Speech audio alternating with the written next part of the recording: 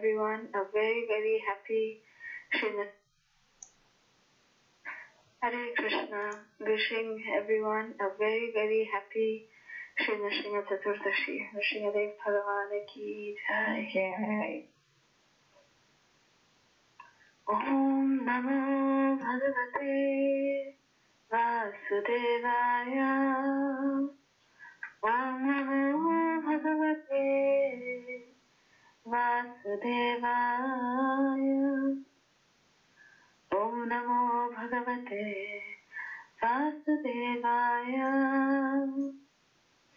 Narayanam Namaskrityam Naram Chaiva Narottamam Devim Saraswatam Vyasam Tato Jayamudiraye Nashtaprayeshu Abhatreshu Nityam Bhagavata Sevaya Bhagavati Uttama Shloke Bhaktir Bhavati Naishniki Krishnaya Vasudevaya Devaki Nandanaya Nandagopakumaraya Govindaya Namo Namaha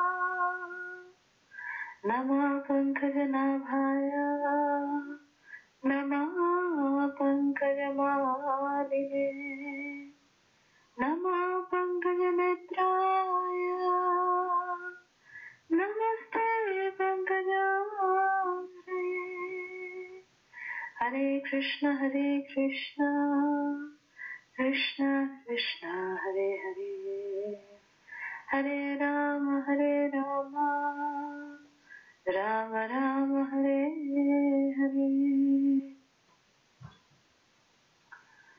Reading from Srimad Bhagavatam, Canto 7, The Signs of God. Reading from Chapter 9, entitled Prahlad Pacifies Lord Nrsimhadev with Prayers, Text 5. Svapadamune patitam tamadrakam vilokya deva kripaya pariplutaha udhavyata chishne abhadhat karambujam kalahi mitrastadhiyam kritabhayam. Translation. When Lord Nrsimhadev saw the small boy Prahlad Maharaj prostrated at the soles of his lotus feet, he became most ecstatic in affection towards his devotee. Raising Prahlad, the Lord placed his lotus hand upon the boy's head, because his hand is always ready to create fearlessness in all of his devotees. Om Jnanatimirandhasya Jnananjana Shalakaya Chakshurunmilitam Yena Tasmai Shri Gurave Namaha. Nama Om Vishnu Padaya Krishna Prishtaya Bhutale Srimate Radhanath Swaminiti Namine. Nama Om Vishnu Padaya Krishna Prishtaya Bhutale Srimate Jayapataka Swaminiti Namine. Nama Acharya Padaya Nitai Kripa Pradayane Gaurakatha Dhamadaya Nagara Gramadharine. Nama Om Vishnu Padaya Krishna Prishtaya Bhutale Srimate Bhakti Vedanta Swaminiti Namine. Namaste Saraswati Devi Gauravani Pracharine Nirvashesha Shunyapati Tateshatarine. Jai Shri Krishna Chaitanya Prabhu Nityananda Shri Advaita Gadadhar Shivasadi Gaura Bhakta Vrinda. Hare Krishna Krishna Krishna Hare Hare Hare Rama Rama Rama Hare Hare. Jai Shri Nrsimhadev Bhagavan ki jai. So today is the transcendental day. It's a very, very auspicious day. It is the divine appearance of the most merciful, the most astonishing Lord Shri Nrsimhadev. So Lord Nrsimhadev, there is something very special about Lord Nrsimhadev. You know, if we see any deity of Lord Nrsimhadev, who are being worshipped around the world in our different centers by the mercy of Srila Prabhupada. Wherever we see any Narasimha deity, like of course Sri Mayapur Dham, or whether it be New Vrindavan, or this city in Europe where there's a Narasimha deity. So wherever we see these deities, especially we can see a very beautiful smile of the Lord. Actually, when Mother Shama Gauri asked me to speak on Lord Nrsimhadev, a special class on Lord Nrsimhadev, I was actually debating on two topics when she asked me. I was debating, the first topic that came to my mind was the Lord who cannot stop laughing. That was the first topic I chose. But then I thought that it might not be, it might not be, I don't want to say proper, but I thought maybe this will be, okay, the most astonishing Lord. But I was debating with having the topic as the Lord who cannot stop laughing. Because we know that Lord Nrsimhadev, he appeared in the peak of his anger. All incarnations of God, of Krishna, have appeared for different reasons. The bottom line for the appearance of the Lord has always been to protect his devotees. Paritranaya sadhana, vinashaya chatushkrita. The first, foremost purpose of the Lord's appearance has always been paritranaya sadhana, to protect his devotees. Be it Matsya avatar, be it Kurma avatar, be it Varaha, be it Parashuram, any of them. The bottom line is always for protection of the devotees, in general. But Nrsimhadev, he is the one and only who has come to protect one devotee, this little boy called Prahlad, 5-year-old boy, Prahlad Maharaj. So I'd like to start off with a very interesting story. The one time when Krishna and Arjuna, they were, we all know this is, way before even the battle of Kurukshetra. We know that Krishna and Arjuna were very, very, fast friends. Like Krishna and Arjuna would actually sleep on the same bed. They were so close friends. Arjuna has himself declared that in the Bhagavad Gita, that they were so close, and Arjuna feels guilty that he has addressed Krishna so many occasions. He has addressed him very informally. So Arjuna feels very guilty that, he knew that Krishna is the Supreme Personality of Godhead, but the fact of his love, of his Sakhya ras towards Krishna was so high that the supremacy of Krishna was at times hidden from Arjuna's reciprocation. So Arjuna felt very guilty. And then after that, of course, the battle of Kurukshetra, one day, Krishna and Arjuna were walking together. They were reminiscing their old days. And Arjuna, he just started telling Krishna that, my dear friend, Krishna, I always feel that, I used to think before the battle of Kurukshetra that I'm your dearmost friend. And Krishna was smiling, yes, Arjuna, you are my dearmost friend. And then Arjuna said, but after the battle of Kurukshetra, I feel that I'm your greatest devotee also. And then Krishna looked at Arjuna and said, really? You think that you're my greatest devotee? He said, yes. See, you just gave me instructions on following you instructed me by speaking the Bhagavad Gita, and I was determined not to fight, but look at me, I followed your instruction, and I fought the way you told me to fight. I fought like that. I did exactly what you said. So I'm not only your best friend, but I'm also your greatest devotee, Arjuna told Krishna. And Krishna smiled. He said, okay, that's wonderful, Arjuna, that you have this very nice realization. come. Let me introduce you to one devotee. Let's go. We are walking, let's just walk a little bit more. On the bank of the river, there's one lady. I want you to meet her. I want to introduce you to her. Then Arjuna said, Acha, you want to introduce me to a lady? You are so happy with me that you want to introduce me to a lady. And Arjuna started joking with Krishna. And then Krishna said, yes, come, let's go. So then Krishna brought Arjuna in front of one small hut. And there was an old lady who was sitting in front of the hut on the bank of a river. And Krishna told Arjuna that go and meet that lady and come back. Just go talk to her. And then Arjuna noticed from a distance that this lady, she had 3 swords in front of her. And she was sharpening one of them. And then when she would feel that one of them was sharpened, she would keep that aside. She would sharpen the second one and she would keep it aside. Then she would sharpen the third one, she would keep it aside. And then she would again start sharpening the first one again. So that's all she was doing, this old lady. And then Arjuna told Krishna, Kanha, what is this? Why did you bring me here? I thought you first of all taking me to somebody young. But now you brought me here to this old lady. Okay, if you brought me here to the old lady, but what is she doing?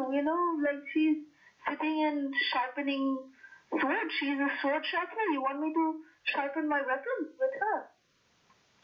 So Krishna said, no, Arjuna, you just go and ask her. What is she doing with the swords? Ask her. Go.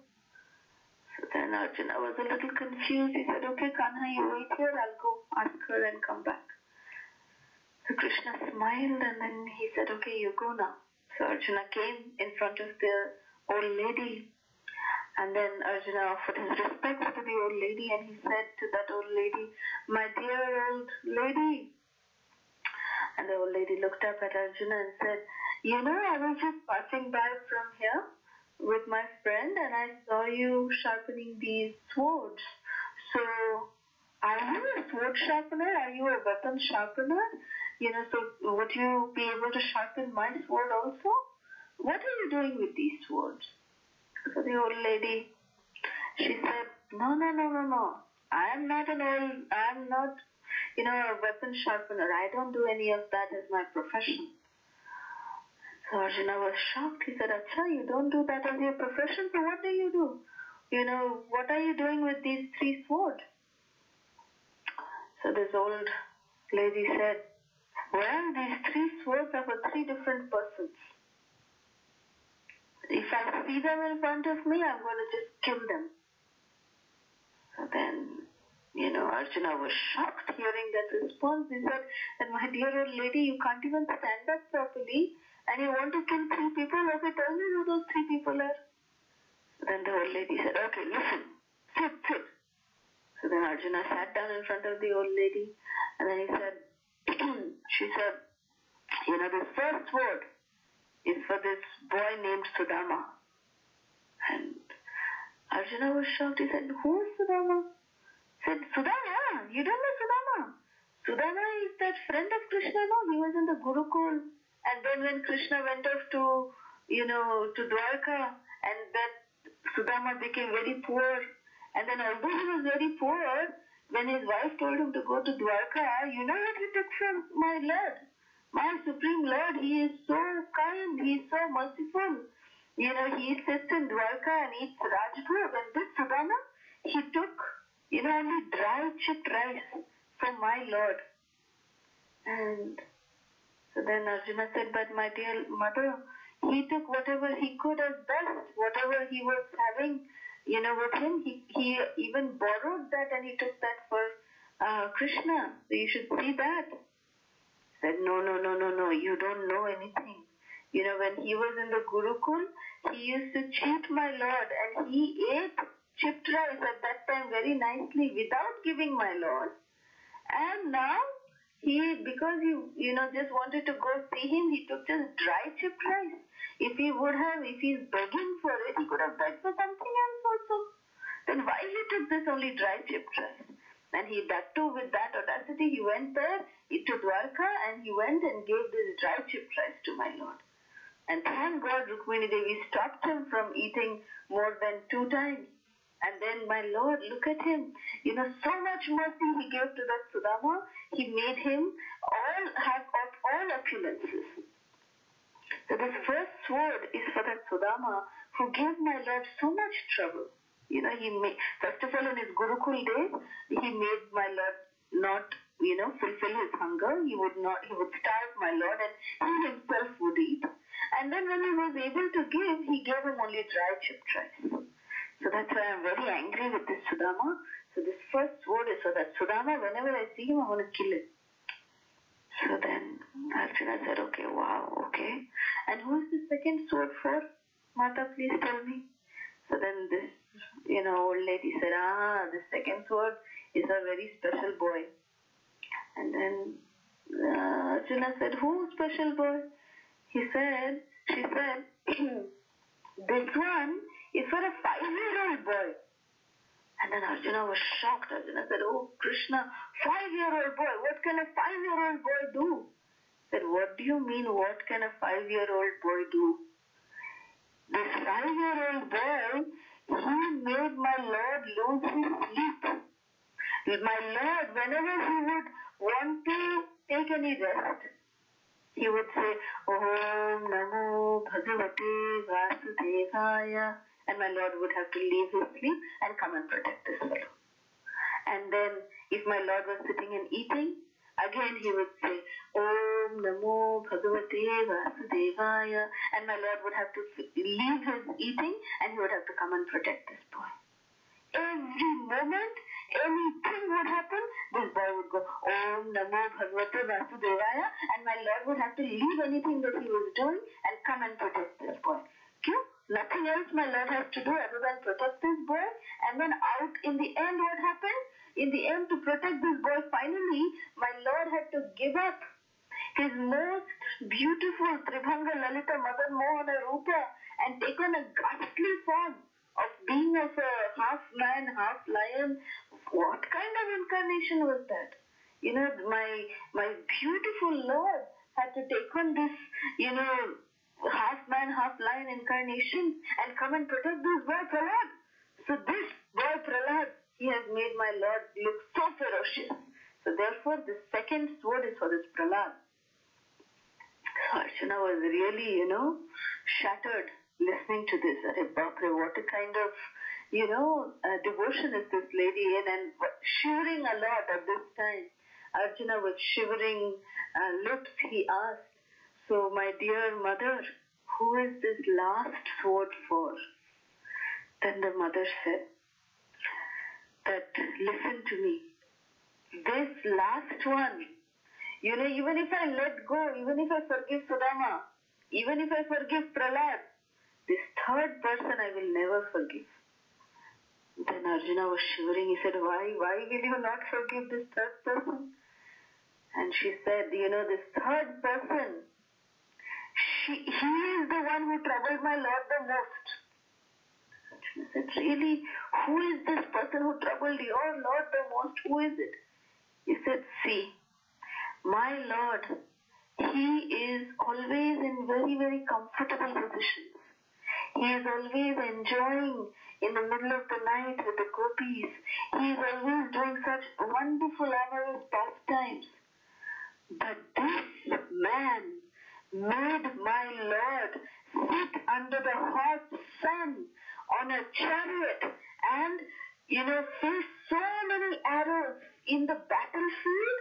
And being a chariot driver, he was always being, kicked on his shoulder by this chariot driver, and by the chariot person, he was kicked on his shoulder, whether to go right, go left, he was kicked on his right shoulder, left shoulder, and he took the kicks of this person, this Arjuna.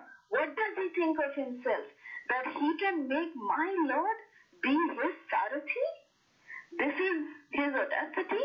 How dare he? In the hot sun, my Lord's face would become red. His beautiful bluish complexion would turn reddish. And he was taking so much much of, austerity in controlling the horses, in driving the chariot. There would be beads of perspiration on his forehead which would appear like pearls on a black surface. And like this, my Lord was suffering so much by this Arjuna. This Arjuna made him a chariot driver and really made him undergo so much trouble. If I see this Arjuna, I will forgive the first two people. Sudama and Prahlad I'll forgive, no problem. But this Arjuna I will never forgive. I will just, as soon as anyone tells me there is Arjuna, I will get up and I will kill him and I will come back. So I will kill this Arjuna. So Arjuna heard this and then he just lifted his dhoti and he ran from there. He ran to Krishna and he said, Krishna, please forgive me. And Krishna started laughing and laughing and laughing. And Krishna said, so, who is big devotee? Are you the great devotee or is that old lady a great devotee? And then Arjuna laughed and he just embraced Krishna and said, yes, I accept that lady, she is the one who is great devotee, because what feeling she has, kind of love that she has for you, it is incomparable. That all she can think of is only about you, that any kind of trouble that you are taking, that's what she's thinking. All of us generally think that how you will solve our problem. But she is thinking how she will make your life more better, how she can give you more comfort and not disturb you. That is what her mood is. So therefore she is definitely a great devotee. So saying this, we understand that Lord Narasimha, of course he loves it when, his devotees call out to him. And whenever Maharaj Prahlad would call out to Krishna very lovingly, Lord Krishna would immediately come and protect devotee Prahlad. So Prahlad Maharaj is a very, very special soul, extremely special soul. And Lord Narasimha, he has appeared just to protect this one little devotee of his from the atrocities that his own father was doing upon Prahlad Maharaj. Many of us complain that, our situation is so horrible that if we were probably in a better situation, we could have served the Lord much better. We always say that, if this situation was right, then probably I would have served Krishna better. If this situation was right in my life, I would be able to serve Krishna better. But none of us have the situation where our own father wants to kill us because we want to serve Krishna. We've not been able to find such a soul other than Prahlad Maharaj. So Prahlad Maharaj underwent so much of trouble just because he was wanting to unmotivatedly think and worship Krishna. And his own father became his greatest enemy.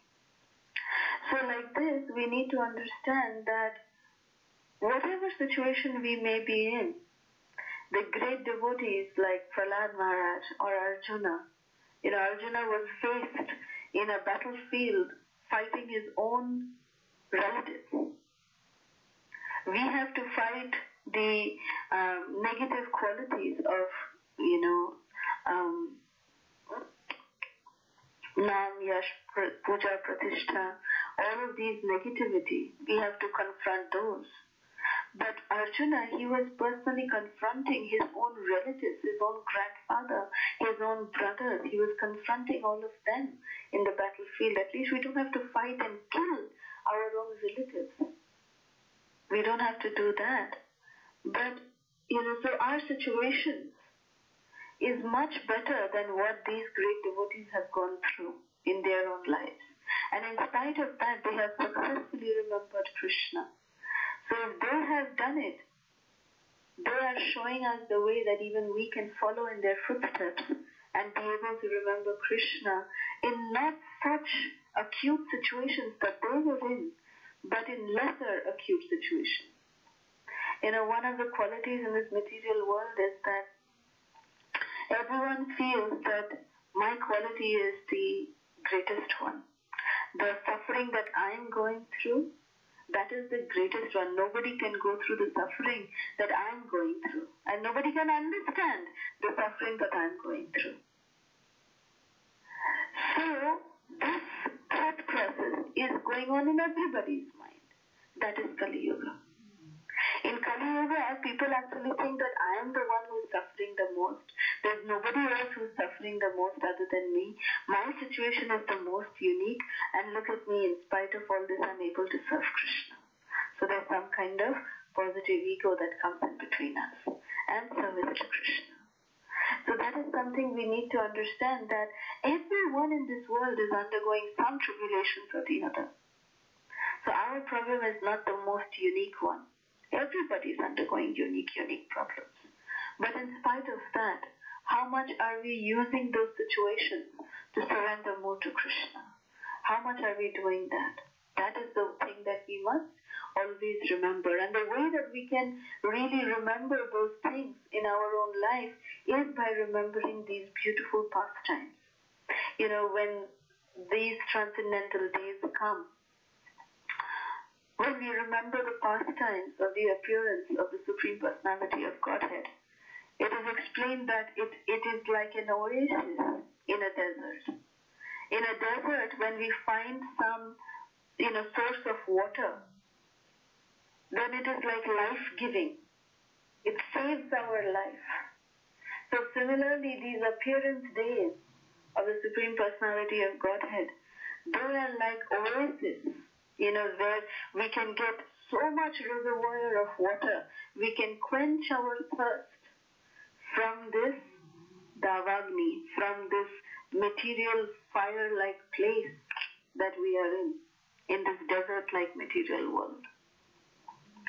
So the appearance of Lord Nrsimhadev is something, this particular day is something very, very dear to the devotees, especially. And especially if we look at a picture of Mayapur Nrsimha, we can see that he is a Lord that cannot stop laughing.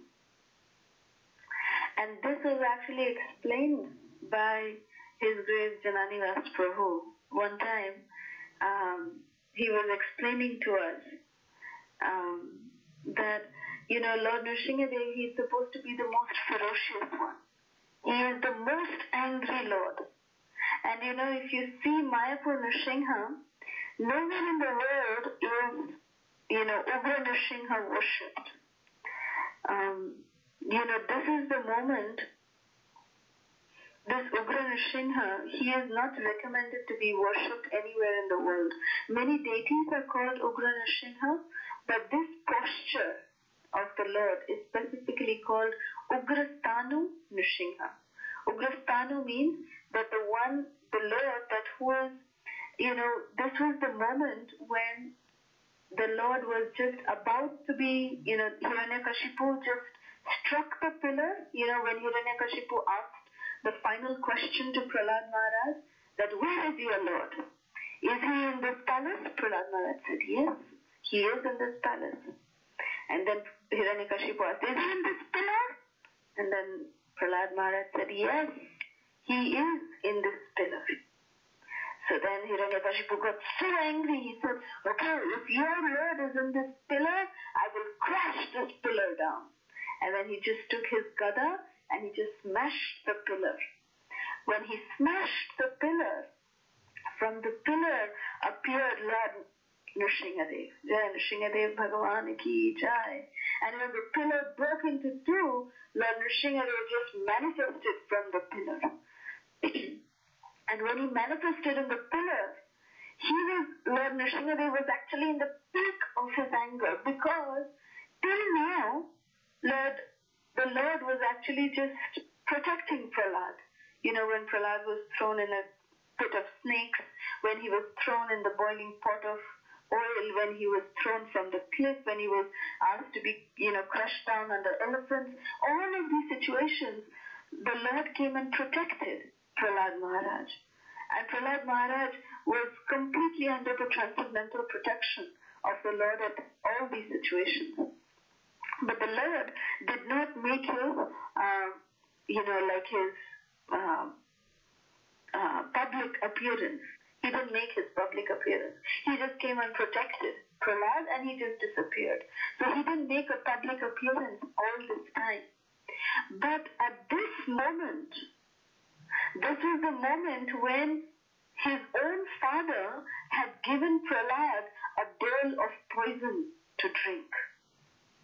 And when he gave that bowl of poison to this Devi Prahlad, Prahlad actually just offered it to Krishna, and when he ate that poison became nectar. And he was unaffected. So that enraged Hiranyakashipu so much, and he started beating Prahlad, and he started getting so angry on Prahlad. And Narsimha was, Krishna was not able to tolerate that his little boy, his little devotee was undergoing so much of tribulations by his own father.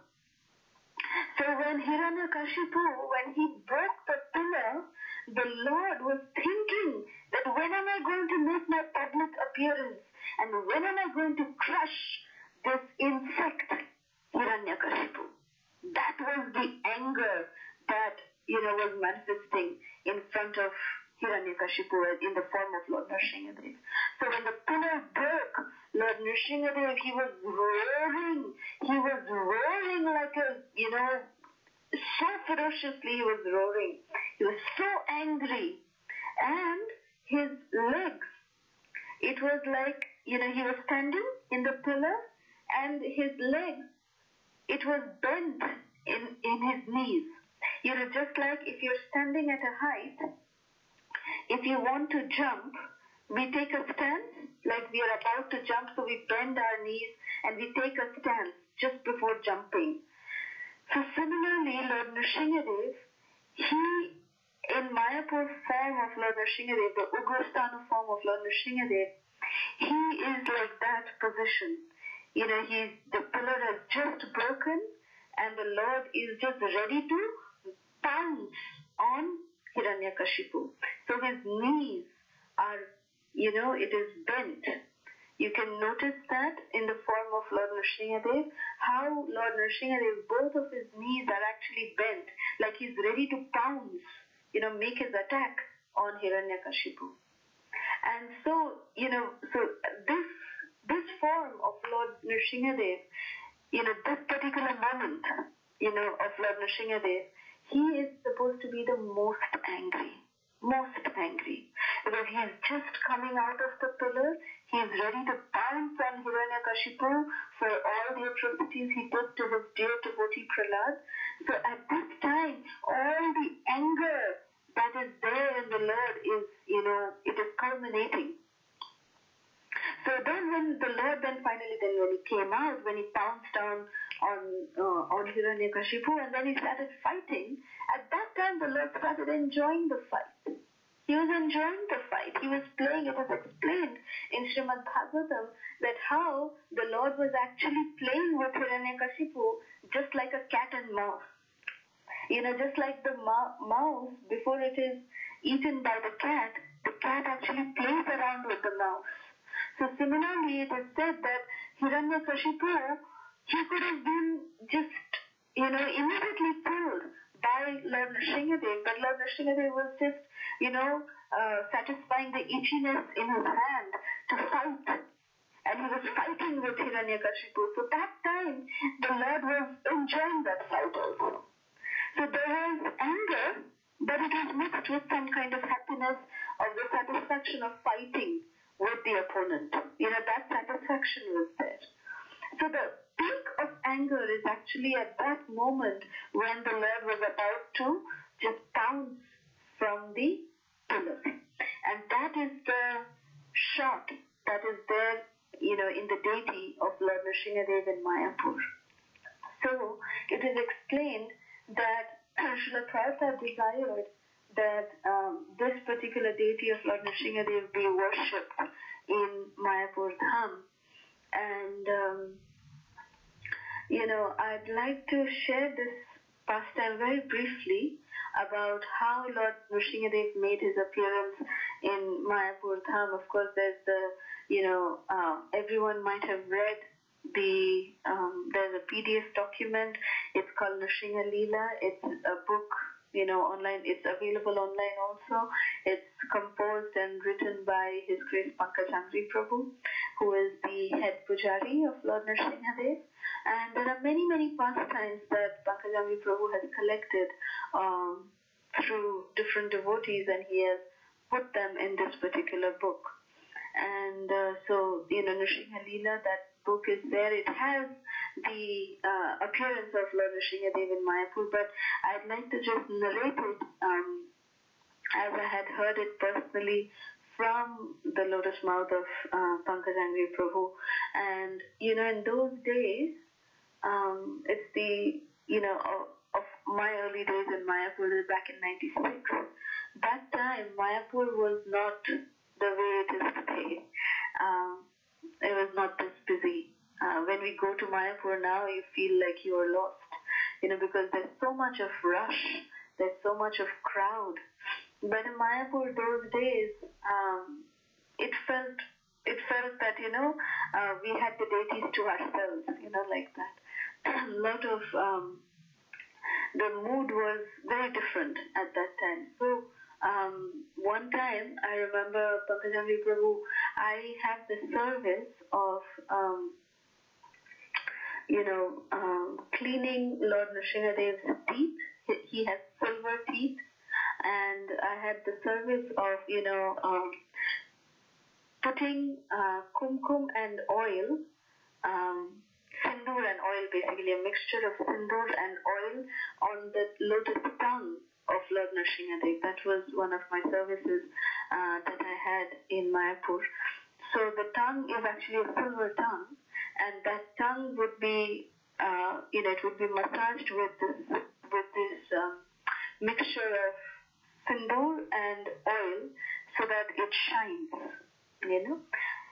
So I was doing that seva, and Pankajangri Prabhu just came. He just came back from doing the archana of the Lord at around 6:15 in the morning, and that day I was just there, and there were some other devotees also.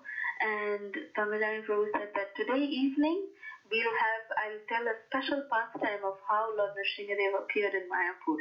So whoever wants to come, you're welcome to come.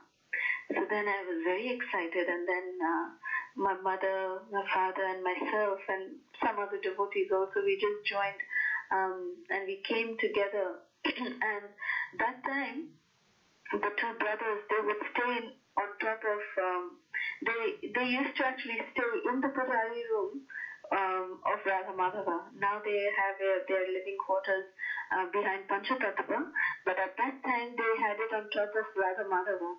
Yeah, just a small tiny room which had a lot of puja paraphernalia. They would just sleep there on the floor. Like this is how the two brothers, they would stay. Very austere conditions they would stay actually. And so we just went there, like 5-6 of us were there, and Pankajangri Prabhu started narrating the pastime of how Lord Nrsimhadev made his appearance in Sri Mayapur Dham. And he said that Srila Prabhupada actually desired that, Ugra Stanu Nrsimha should be worshipped in Mayapur. And so, seeing the scriptures, His Grace Atmatattva Prabhu, who is Prabhupada's disciple, he made a sketch of how Mayapur Nrsimha, this Ugra Stanu Nrsimha should look. And then he went to the Sthapatis in South India, because that is where, stone deities were carved.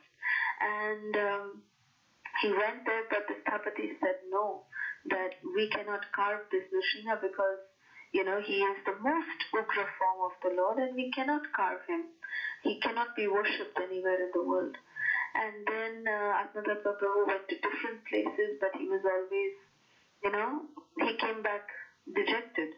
Nobody was ready to carve. And then after some days, Atmatattva Prabhu received another phone call from one of the Sthapatis, and he said that if this deity is going to be worshipped in Mayapur Dham, by ISKCON devotees. I have asked my Guru, and my Guru has said that if these two conditions are there, if it is going to be worshipped by ISKCON, and if it is going to be,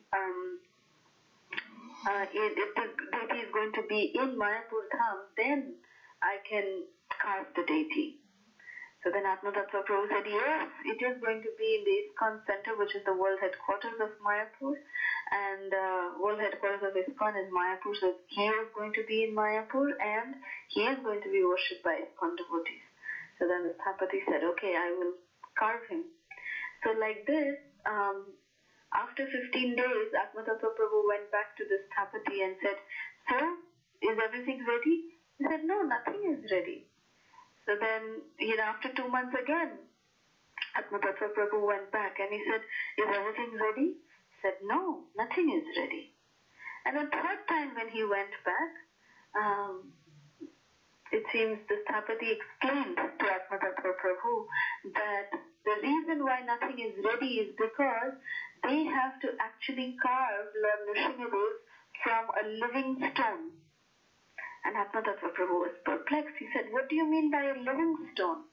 He said, a living stone is that stone that, Nrsimhadev, he has to be 4 feet tall. That is the size that you want, of 4 feet tall. But this entire deity has to be carved from one single stone. There cannot be any, joints and, anything like that. He has to be carved from one stone only. And that stone has to be a living stone. So Atmatattva Prabhu said, okay, I'm confused. And we were hearing this also for the first time. Those days this book was not there, and it was the first time Pankajani Prabhu was revealing all these things. And all of us were really very anxious to understand what is a living stone. And then the Sthapati explained that this living stone, any stone which is actually, there's a particular kind of insect which lives on stone, which eats stone. It is called Vajrakita. So this stone, this insect has to enter from one side of the stone, eat through it, and make a hole through the other side and get out. So there has to be a hole through and through of the stone. So that stone is called a living stone. There will be a small, like a pipeline made in that stone, and that qualifies a stone to become a living stone. So we were shocked that our Lord Nrsimhadev was actually carved from a living stone. That is the injunction that is given in the scriptures for carving Ugrasthana Nrsimha. And then after 6 months of looking and looking, the Sthapati finally found the boulder, this big, stone through which there was this little pipeline, like a little pipeline through and through made by this Vajrakita. And then he immediately sent a message that the stone has been found. And he immediately started work. And it is said that the Sthapati, actually whoever is carving the deity, they cannot do that in the premises of the city. They have to go out into the outskirts of the city, make a little straw hut, and he was sitting over there by himself and he was carving the deity.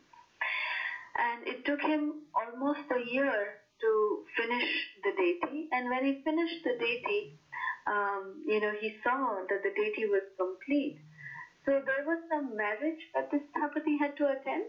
So without informing the devotees in Mayapur that the deity was ready, the Sthapati thought that let me first go attend this ceremony at his local place, and then he will inform the devotees that the deity is carved and they can take the deity away.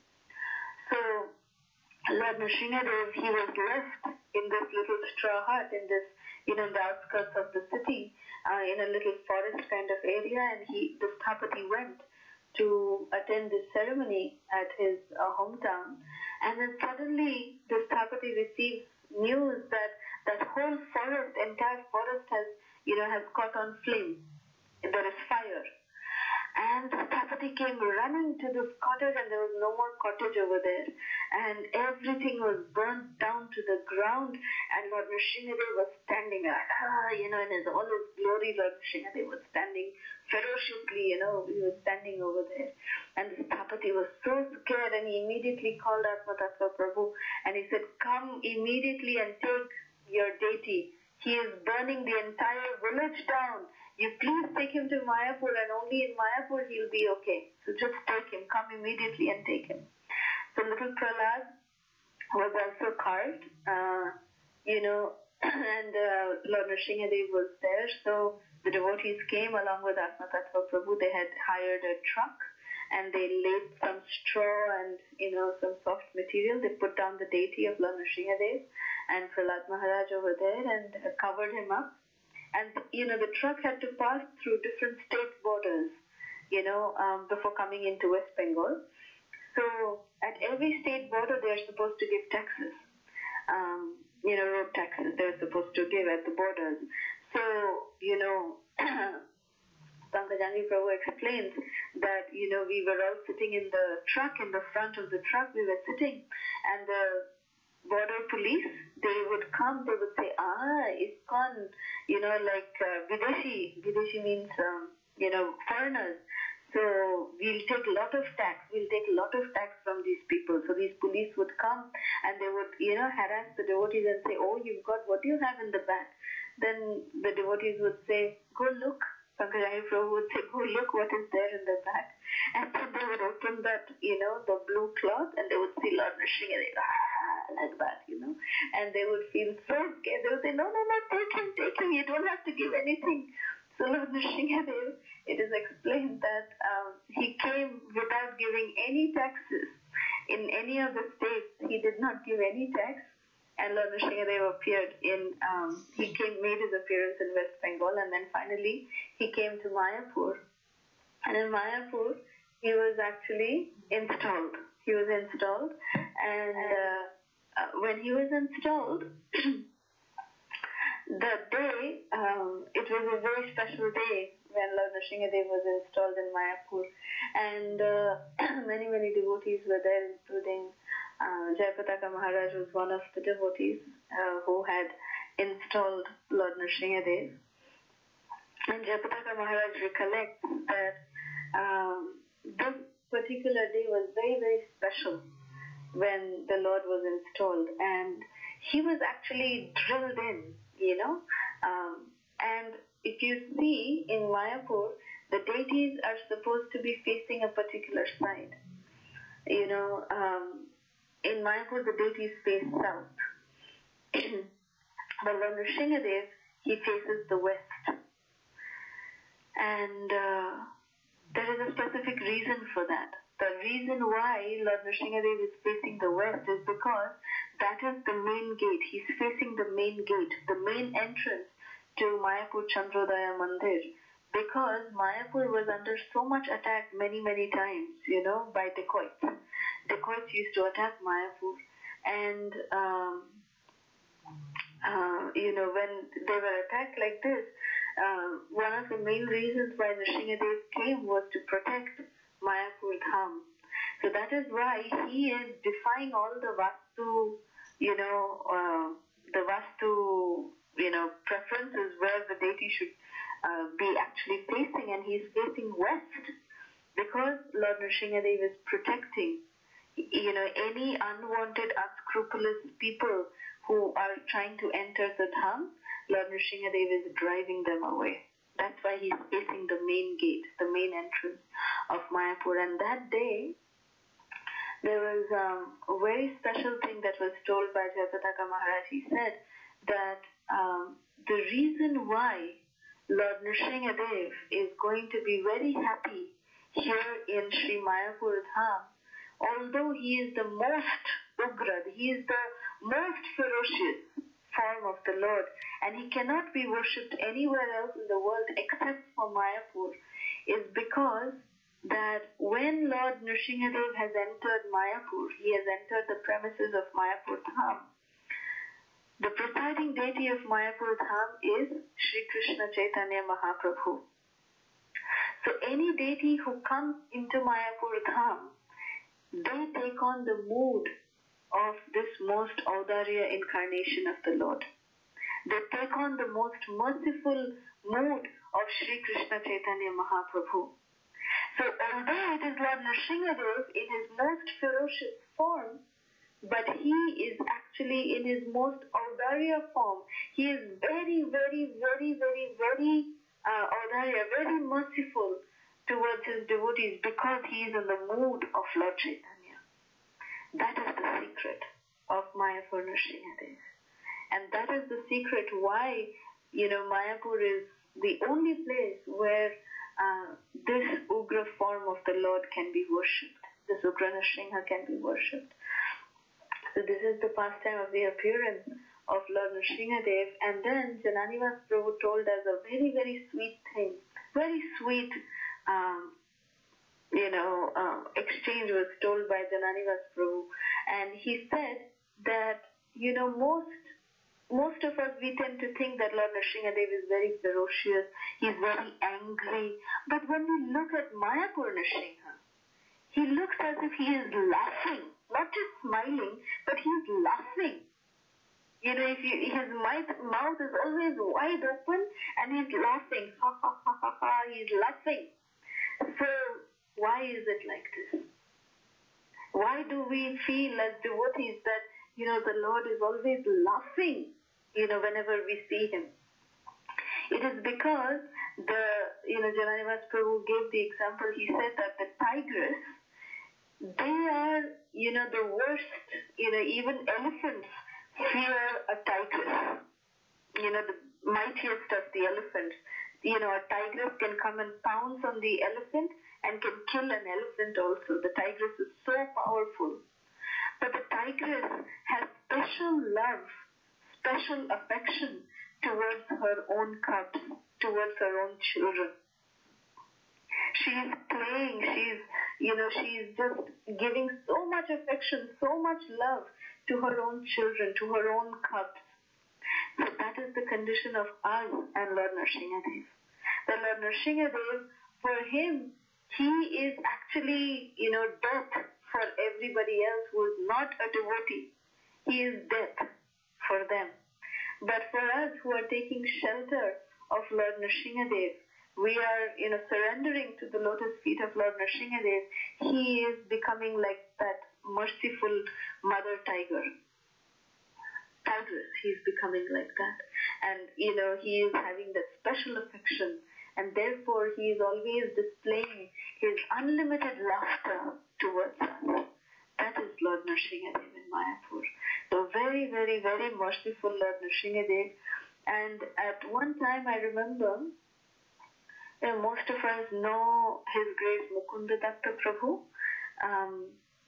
Mukunda Datta Prabhu is a very senior disciple of Srila Prabhupada, and he's a wonderful singer.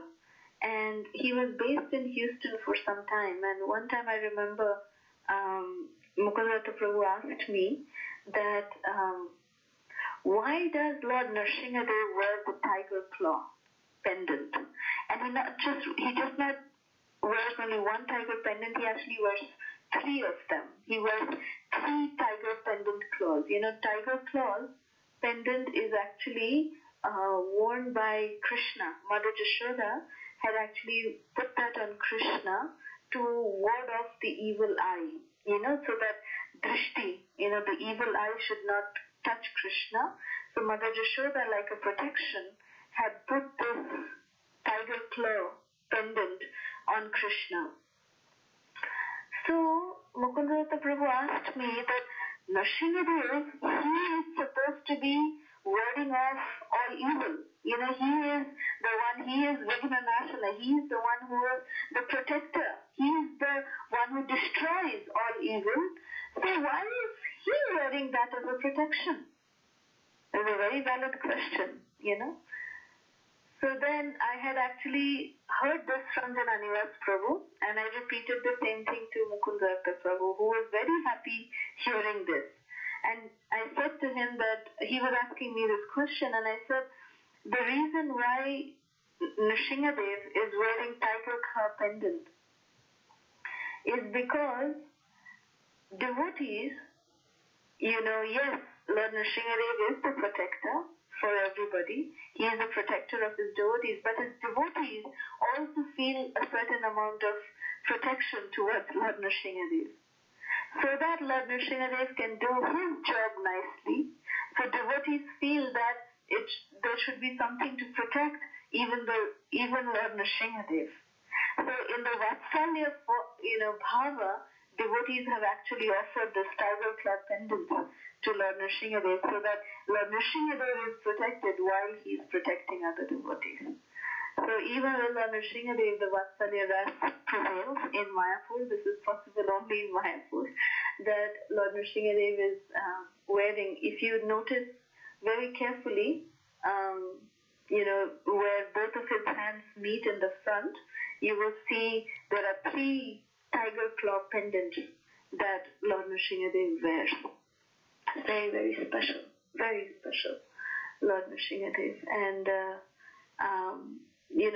when I will conclude by telling one special pastime that, in Mayapur in the 90s, after 95, 96, we started getting a lot of floods, 99 we had 99 and 2000 were one of the biggest floods that we had in Mayapur, and during flood time, lot of devotees, they would just leave Mayapur and go away. They would go to Puri, they would go to Vrindavan, and most of our homes, we used to stay in behind Srila Prabhupada's Pushpa Samadhi in the Grihastha area, and our home was on the ground floor in those days. That time we had a home we were on the ground floor, and our home would become completely dwarka, completely under the water. It would become. And so we would have to move to the guest house. We would come and stay in the long building, and all devotees would actually stay in the long building. And through Srila Prabhupada Park, the park that is in between Long Building and the Lotus Building, the temple, there would be a bamboo bridge that would be constructed. So we would walk, over the bamboo bridge across, and then we would have to jump inside the temple room, which would have, I would literally drown because, I'm very short for those of you who've seen me, but there would be water till up to the neck, up to my neck inside the temple room. And we would do Mangalarti by standing over there. We would climb onto the platform also. And at that time, the water was just, reaching, it had entered Lord Nrsimhadeva's altar.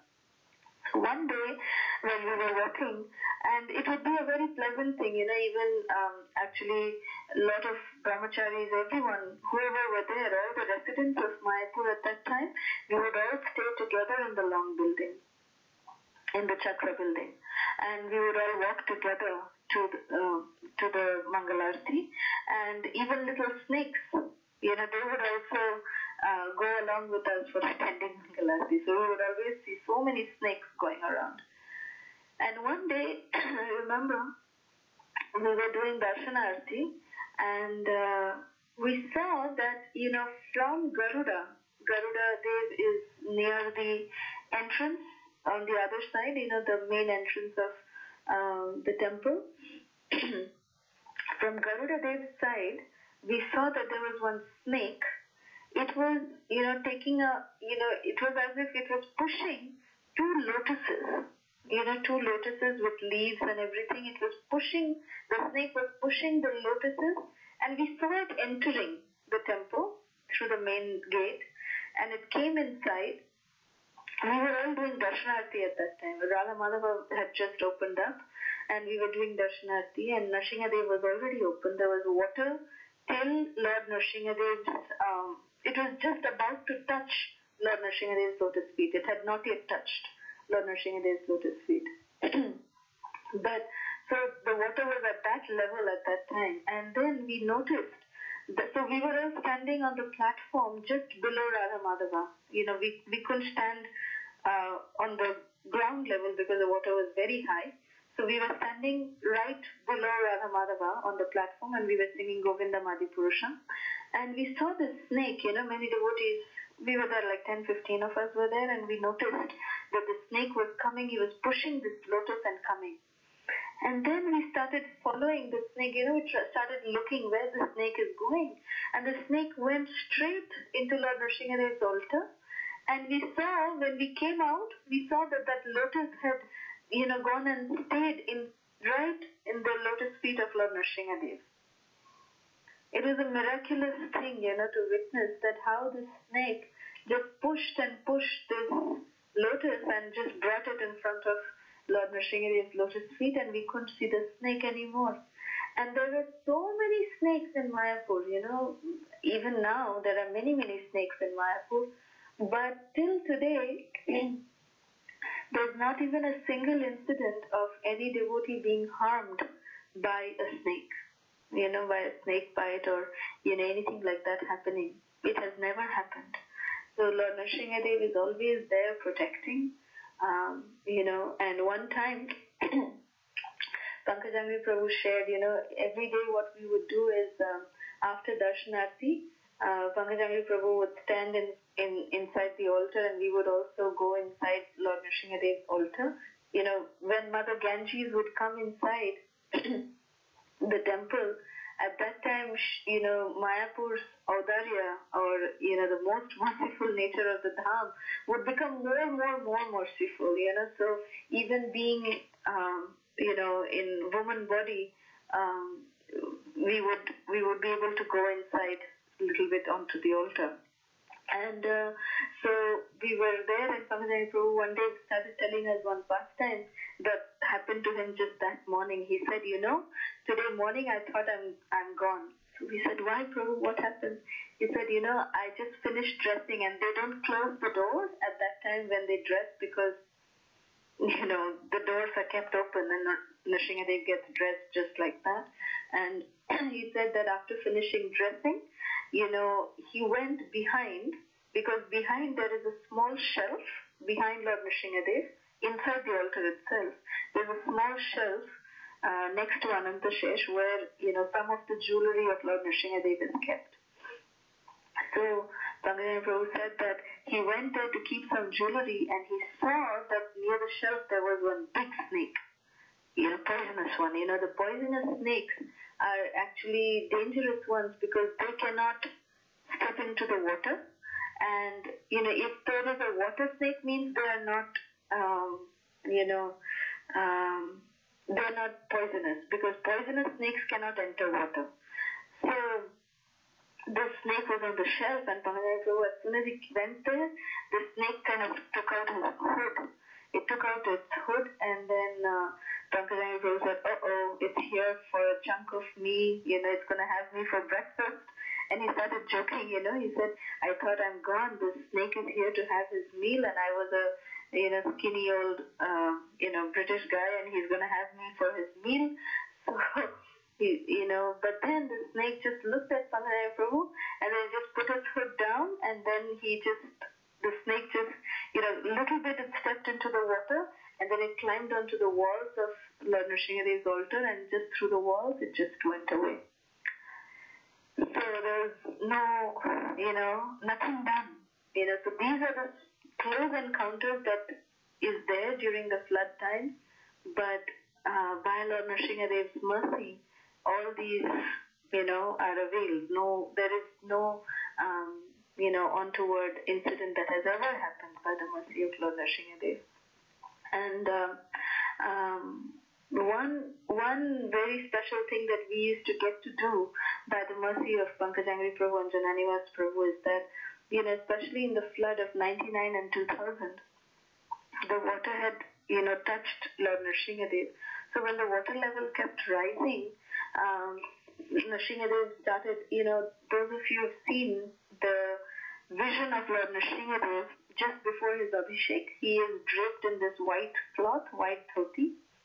So like that, Nrsimhadev was, when the water was just kept on rising, Pankajangri Prabhu just dressed him in that white dhoti.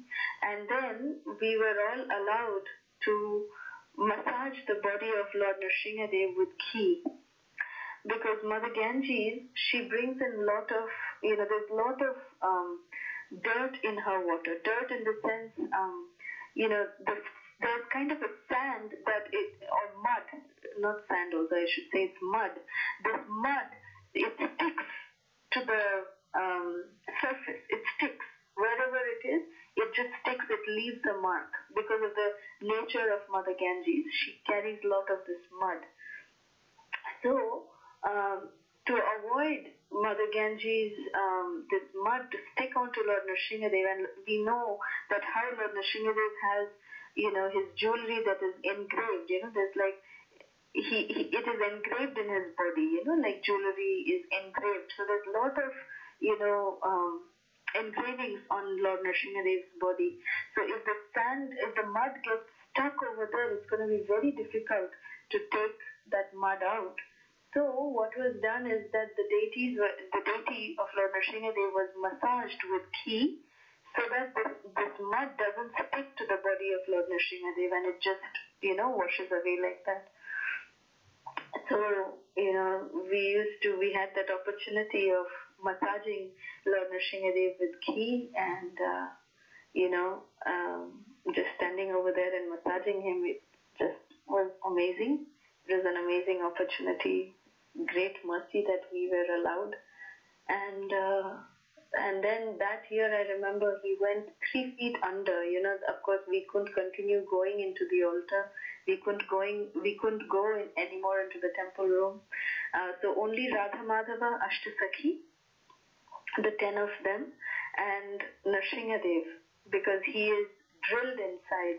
That's why he could not be lifted. And Radha Madhava are too heavy. Madhava weighs 1 ton. So they could not be carried. So Madhava was only till his waist, Madhava and Ashtasakhi. Radha Madhava were till their waist, they were in the water, and Nrsimhadev was 3 feet below the water. This condition was there for almost 5 to 6 days, and then the water slowly started receding. Anyways, so these are some flood pastimes, and there are many, many more pastimes in the book Nrsimha Leela. You can read it online. But this is the most astonishing form of the Lord, that although he is so ferocious, but still the Lord cannot stop laughing. And this is the special potency of the Dham of Sri Krishna Chaitanya Mahaprabhu, whose mood Lord Nrsimhadev has taken. So Lord Nrsimhadev is not only the most ferocious one, but he has become the most Audarya one, the most merciful, the most compassionate one.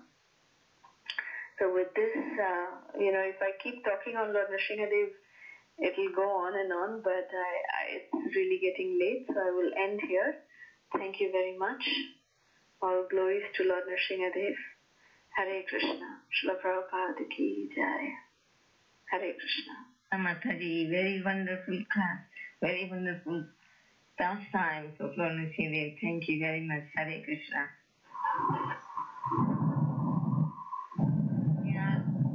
Hare Krishna, Mataji. Okay, go ahead, Mataji. Hare Krishna, Mataji. Thank you so much for the wonderful class. It is mesmerizing, and took our breath for almost at least my breath for all this while. It's so wonderful. Thank you so much, Kalasudha Mataji. Thank you. Hare Krishna.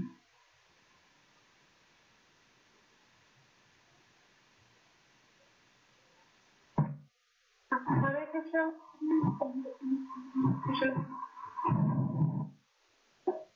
So Mataji, which book you were talking about? Nrsimha Leela, right? Yes, if you just type Nrsimha Leela in Google, it comes up as a PDF version, so you can read that. So is it written by Panchagamrit Prabhu? Yes, it is written by him. It is published by Mayapur, and there are many pastimes that are told by him, and it's a compilation of pastimes that many devotees have had with Lord Nrsimhadev. Wow. Thank you so much, Mataji. I was not aware we have such nice books. Thank you so much. Thank you. Hare Krishna. Hare Krishna. Hare Krishna. Hare Krishna, Kalasudha Mataji. Koti Koti Dandavad Pranam to your seva. Hari Bol, such a wonderful class. Thank you very much for all the Leelas. Mataji, can you sing Ukram Veedam after Vishal? Yes. Yes. Thank you. Thank you, Mataji. Sure. Thank you.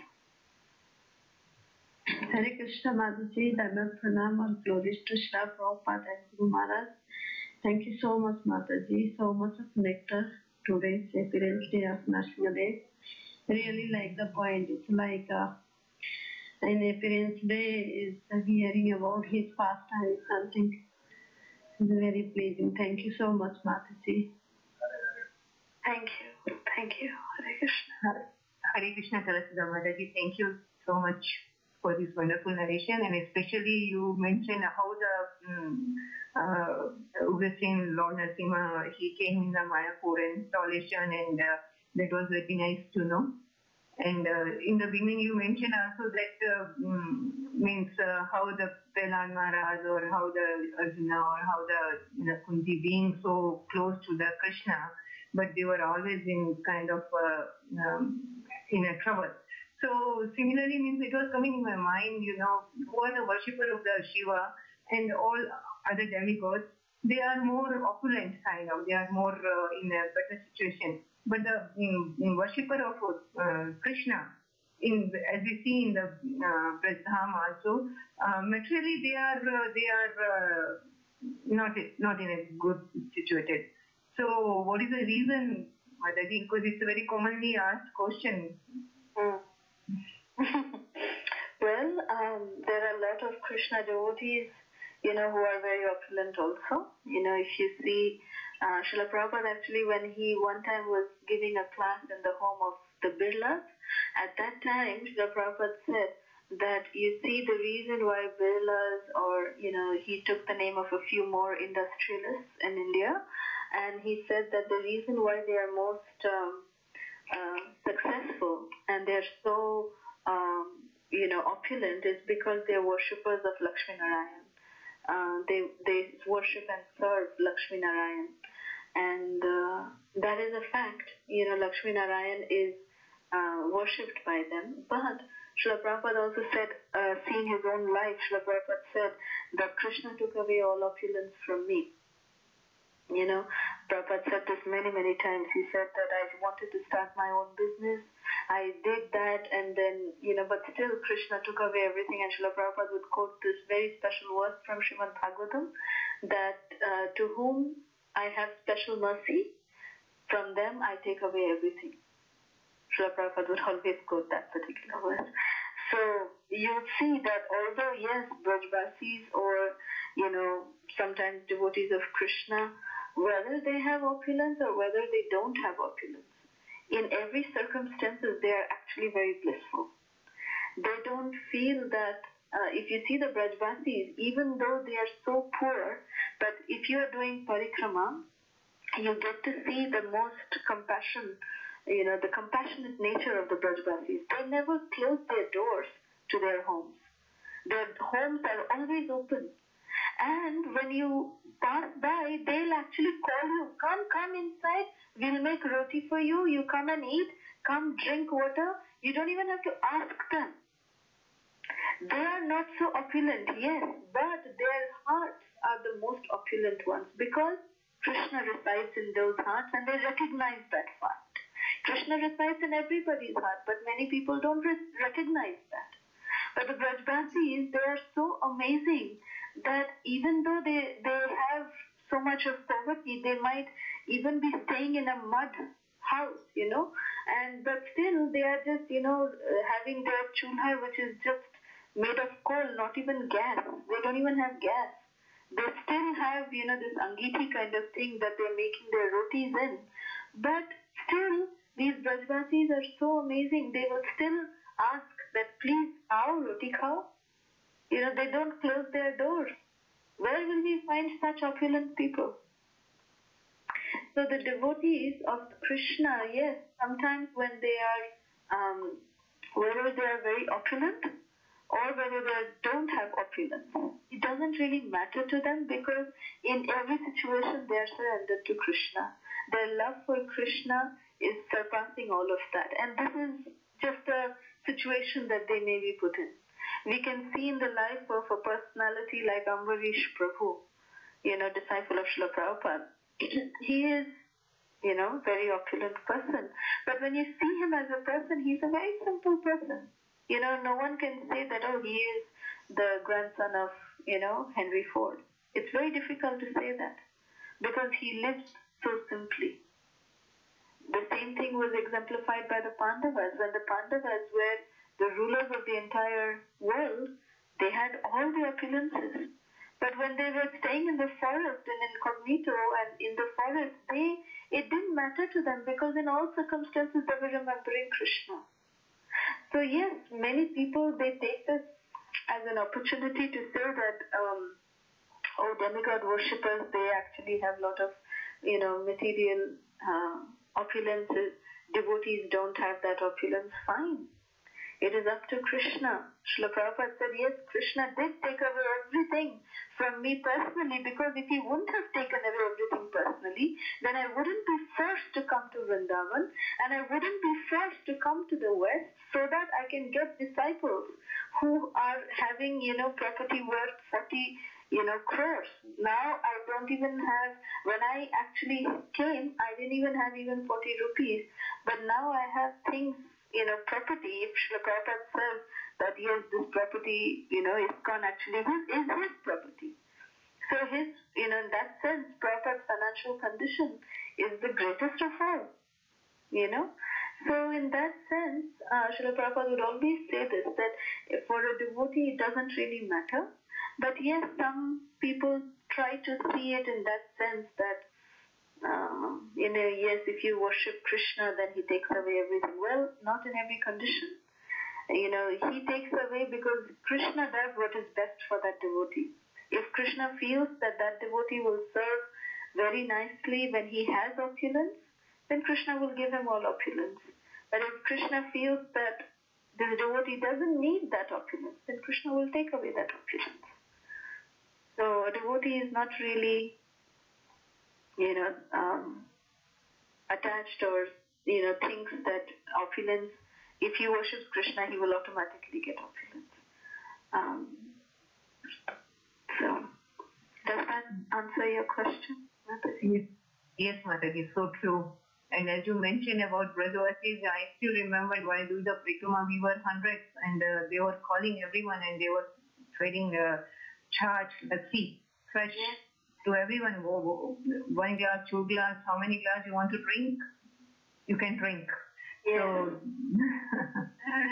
So this kind of nature you will not find amongst even the richest of people. Yes. So what kind of richness do they have? What is the use of such opulence?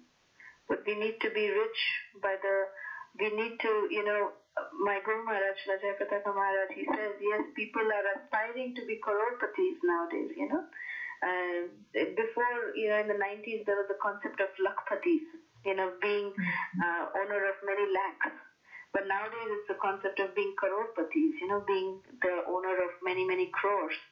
So, Jayapataka Maharaj, he says that all devotees are crorepati's. You know why? Because we chant the holy name, which is, 100 names every day. We are chanting minimum 16 rounds. So that is equivalent to a few thousand names every single day. So if you count it in a year, it is more than crores. So we are all crorepati's if we are chanting Hare Krishna. Hare Krishna.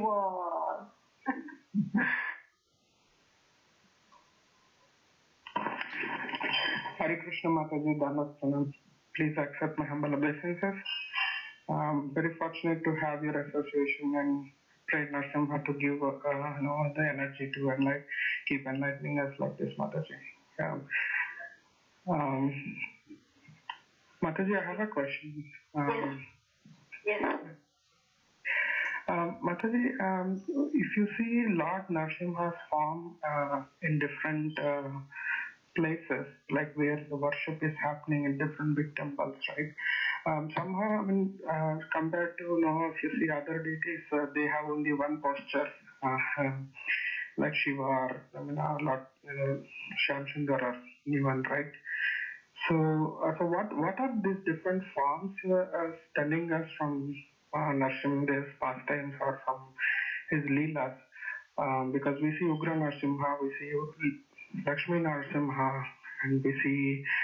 I mean, I'm from South India. I'm from Visakhapatnam. I know they put a lot of chandan on top of it, and in one part of South India they do panakala or something. So it looks like Narsimha is taking different forms and different postures to tell us something. So I'm ignorant, Mataji. So if you can clarify or maybe let us know, it will be a great day for me.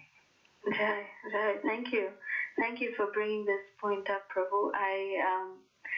For short of time we couldn't get into all those details, but yes, you're very, very right that especially if you see Ahobalam, there's Varaha Nrsimha, there's Karanja Nrsimha, there's Malola Nrsimha, so many Nrsimhadev, 9 different forms of Lord Nrsimhadev, and of course there's Panaka Nrsimha. There is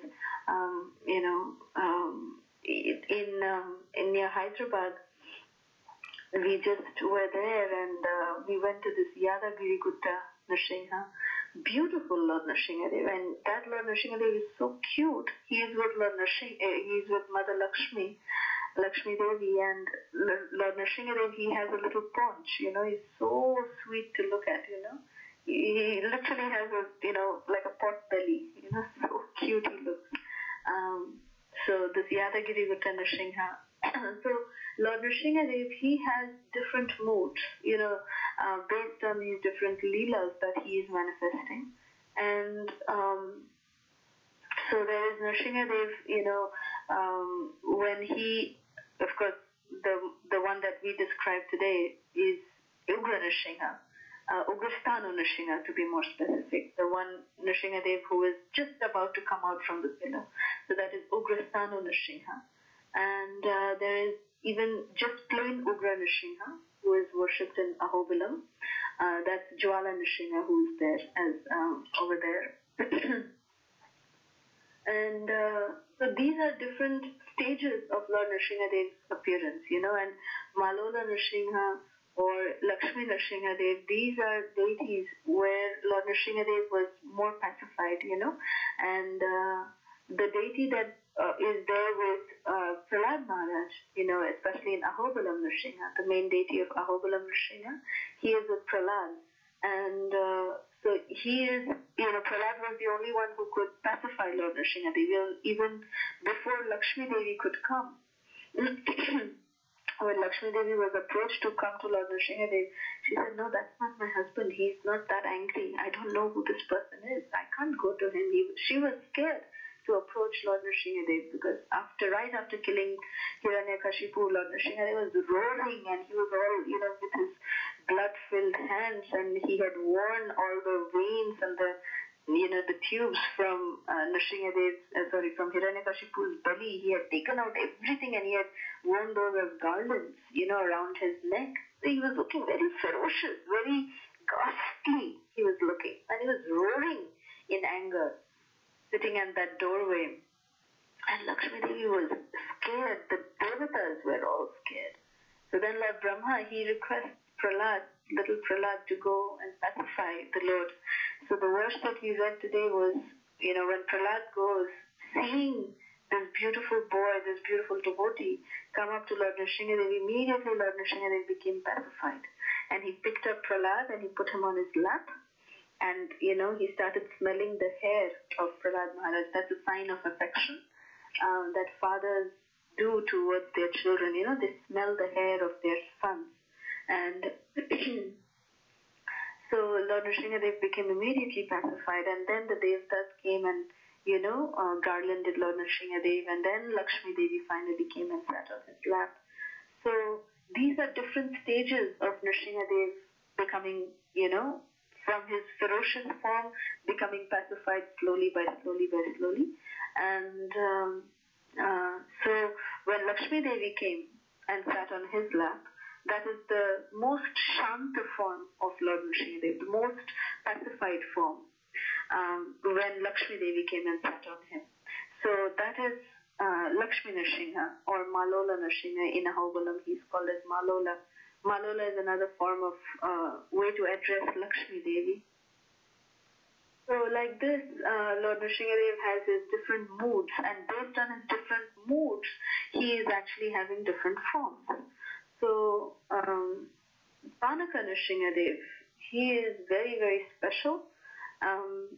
It is explained that this Panaka Nrsimha, he is actually, just the face of Lord Nrsimhadev. Now they've put up like a mask, so you can see that golden kind of a statue, but actually the actual deity is below that. He's just a face of, it's a self-manifested deity of Lord Nrsimhadev, and he just drinks Panaka. Panaka is this jaggery water that jaggery and lime and ginger, is Panaka. A very special drink of Lord Nrsimhadev, very dear to him, because actually it is said that this Panaka, ginger and jaggery drink, it actually pacifies. It pacifies an angry person. If you drink that, it just pacifies you. So therefore, because Lord Nrsimhadev is so angry, so to pacify him, he's given this jaggery water so that he stays pacified and calm and cool. He becomes calm and cool. So this Nrsimhadev, in Panaka Nrsimhadev, he drinks, how much ever, if you take a small glass or you take a big tumbler or you take a big pitcher, whatever you take, as soon as it is half, you'll hear a belch, like that. And then Nrsimhadev is satisfied, the rest of it is Mahaprasad. So that happens still today. This is Panaka Nrsimha, he's a self-manifested deity. So like this, there are different deities based on different moods of Lord Nrsimhadev. So I hope this answers your question. Yes, Mataji, thank you. Very astonishing and very delightful to hear so many forms, and understanding Lord is not so easy. So that's very question. Thank you so much, Mataji. Thank you. So just like Krishna, he has different names based on his, unlimited. Krishna has unlimited names based on his unlimited pastimes. So similarly, Lord Nrsimhadev has unlimited forms based on his unlimited mood. That is the thing. Every deity of Lord Nrsimhadev has a different mood, and in a different mood he is worshipped as a different deity. Like that. So Mataji, after appearing Lord Nrsimhadev and after worshipping, so did he stay or he just means that was for the short time he was? Did he stay on with Prahlad Maharaj? Yeah, means on the Augusta planet, or just it was for the short time appearance? He appeared for that short while, then he went back to his eternal abode, where Prahlad Maharaj lives eternally in one of the Vaikuntha planets, is the planet of Lord Nrsimhadev. Lord Nrsimhadev belongs there eternally. So after finishing this pastime, after being worshipped and pacified by the Devtas, everything, Lord Nrsimhadev had a very nice conversation with Prahlad Maharaj, and then Lord Nrsimhadev wound up and he went back to his own planet. Okay. Yeah. But it is said that Lord Nrsimhadev resides permanently in some few places, and there are, few kshetras that Lord Nrsimhadev has personally manifested, like Swayambhu Murtis are there, that self-manifested deities, and the Lord Nrsimhadev is said to be eternally residing in such kshetras also, Nrsimha kshetras.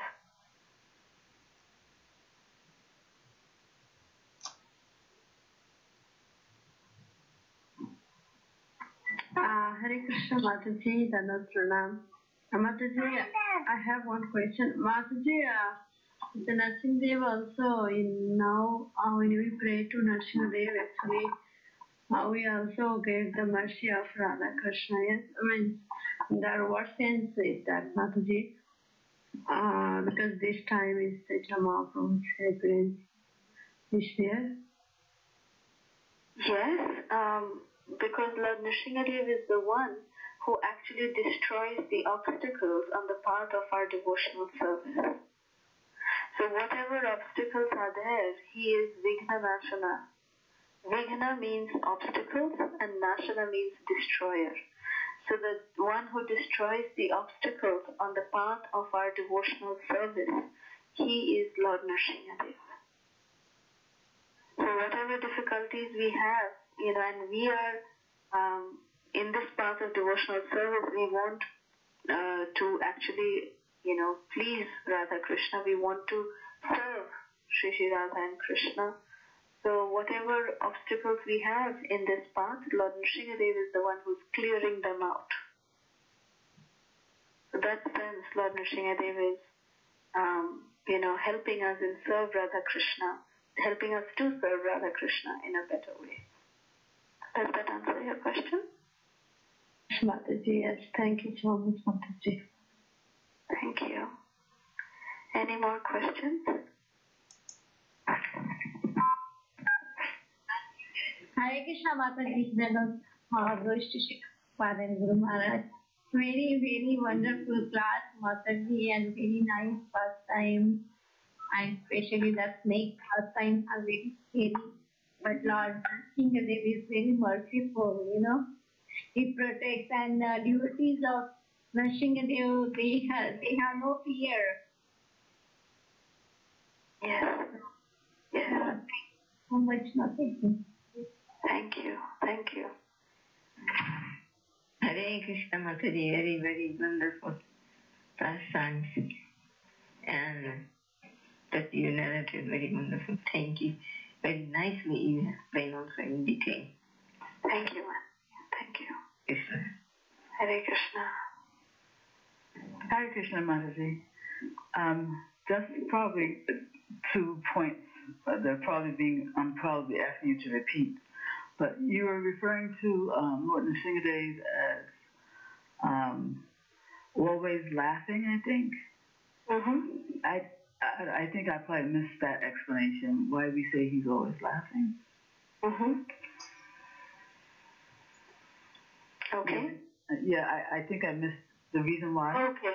So just repeating that, well, Lord Nrsimhadev, especially if you look at the form of Lord Nrsimhadev in Mayapur, Ugristana Nrsimha, he looks as if he's always laughing. He can't stop laughing because he is in the mood of Lord Chaitanya, who is the presiding deity of the Dham.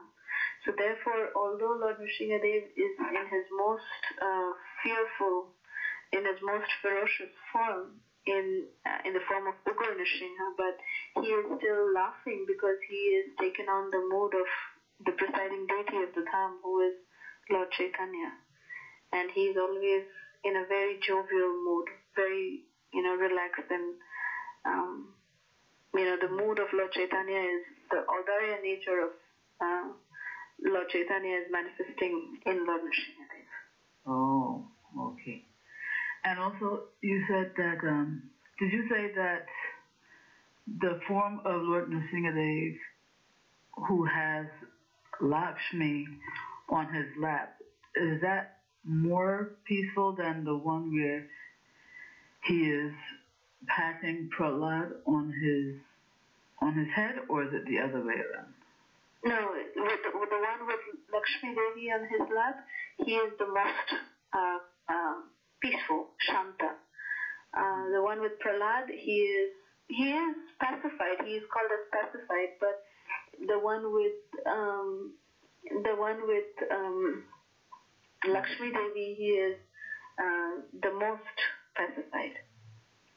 Yeah, I guess the reason why I was probably confused about which one was which was because I thought that when he was during the Hiranyakashipu pastime, I thought even Lakshmi was afraid. That's right. So that's why only Prahlad came first to pacify him. So as soon as Nrsimhadev saw Prahlad, he became pacified. And then the Devtas came, and then finally Lakshmi Devi came. And when Lakshmi Devi came, he became the most pacified. There was no trace of anger in him at that time. He was just very merciful at that time. I mean, he's always merciful, but he just started displaying his, the ferociousness from Lord Narasimha had disappeared when Lakshmi Devi came. Mm-hmm. So he just became like the protector. Mm-hmm. Okay. All right. Thank you. Thank you, Mataji. Thank you. Any more questions?